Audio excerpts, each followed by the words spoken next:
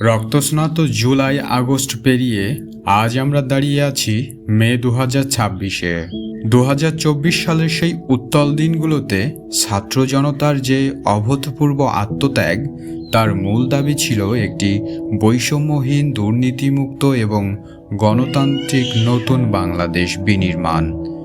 সেই আকাঙ্ক্ষাকে ধারণ করে ডক্টর মোহাম্মদ ইউনূসের নেতৃত্বে গঠিত অন্তর্বর্তীকালীন সরকার রাষ্ট্রের ঘোলনলচে পাল্টে ফেলার একটি রূপরেখা তৈরি করেছিল।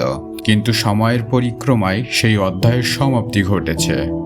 গত 12ই ফেব্রুয়ারি 2026 তারিখে অনুষ্ঠিত হয়েছে একটি বহুল প্রতীক্ষিত জাতীয় নির্বাচন। জনগণের বিপুল ম্যান্ডেট নিয়ে ক্ষমতায় এসেছে বাংলাদেশ জাতীয়তাবাদী দল বিএনপি বা তাদের নেতৃত্বাধীন জোট। নতুন সরকার দায়িত্ব নেওয়ার পর ইতিমধ্যে প্রায় 3 মাস বা 100 দিনের কাছাকাছি সময় অতিবাহিত হয়েছে। আজ আমরা বিশ্লেষণ করব অন্তর্বর্তীকালীন সরকারের রেখে যাওয়া সরকারের ব্লুপ্রিন্ট, নতুন সরকার কতটা ধারণ করেছে এবং বিগত কয়েকদিনের সংসদের কার্যক্রম বিশ্লেষণ করে দেখার চেষ্টা করব মানুষের আশা আকাঙ্ক্ষার কতটা প্রতিফলন ঘটেছে।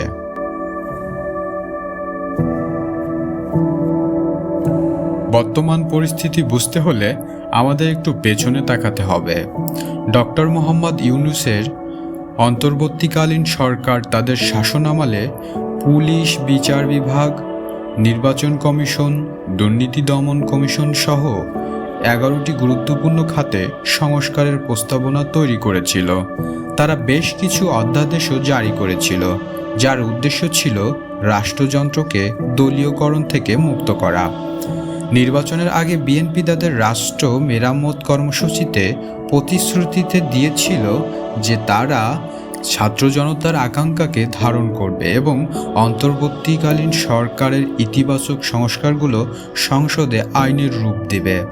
12ই ফেব্রুয়ারির নির্বাচনে মানুষ মূলত সেই প্রতিশ্রুতির উপর আস্থা রেখেছে। দীর্ঘ 15 বছরের স্বৈরতান্ত্রিক ব্যবস্থার পর মানুষ এমন একটি সরকার চেয়েছিল যারা ক্ষমতার অপব্যবহার করবে না। গত মাসে নতুন সরকারের কার্যক্রম যদি আমরা বিশ্লেষণ করি তবে মিশ্র প্রতিক্রিয়া লক্ষ্য করা যায়। সংসদে ইতিমধ্যে বেশ কয়েকটি গুরুত্বপূর্ণ অধিবেশন হয়েছে। ইতিবাচক দিকগুলো: নতুন সরকার তাদের প্রথম কয়েক সপ্তাহের সংসদীয় কার্যক্রমে অন্তর্বর্তীকালীন সরকারের জারি করা কিছু জনবান্ধব অধ্যাদেশকে আইনে পরিণত করার উদ্যোগ নিয়েছে। বিশেষ করে গুম বিরোধী আন্তর্জাতিক সনদের স্বাক্ষর, অনুসমর্থন এবং বিগত সরকারের আমলে দুর্নীতিবাজদের বিচারের আওতায় আনার প্রক্রিয়াকে আইনি ভিত্তি দেওয়ার কাজটি সংসদে অগ্রাধিকার পাচ্ছে।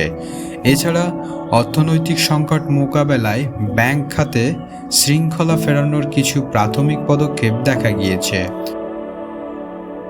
শঙ্কার জায়গা: তবে বিতর্ক তৈরি হয়েছে কাঠামোগত সংস্কারের জায়গাগুলোতে। অন্তর্বর্তী সরকারের প্রস্তাব ছিল পুলিশ, প্রশাসন এবং নির্বাচন কমিশনকে সম্পূর্ণ স্বাধীন করা, কিন্তু বিগত কয়েকদিনে সংসদের কার্যক্রমে দেখা যাচ্ছে আইনগুলো পাশের সময় এমন কিছু ধারা যুক্ত করা হচ্ছে যা পরিবর্তন করা হচ্ছে, পরোক্ষভাবে নির্বাহী বিভাগের হাতেই নিয়ন্ত্রণ রেখে দিচ্ছে। সাধারণ মানুষের মনে প্রশ্ন জেগেছে, তবে কি ক্ষমতার পালাবদল হলেও সিস্টেম বা ব্যবস্থার আগের মতোই থেকে যাচ্ছে? বিগত সরকারের পতনের মূল কারিগর যারা ছিলেন, সেই বৈষম্য বিরোধী ছাত্র আন্দোলনের নেতৃত্ব এবং সাধারণ শিক্ষার্থীদের বর্তমান অবস্থান অত্যন্ত তাৎপর্যপূর্ণ। তারা নতুন সরকারকে একটি গ্রেস পিরিয়ড বা সময় দিয়েছিলেন, কিন্তু 3 মাস পেরিয়ে যাওয়ার পর তাদের কণ্ঠে কিছুটা হতাশা ও সতর্কবাণী শোনা যাচ্ছে।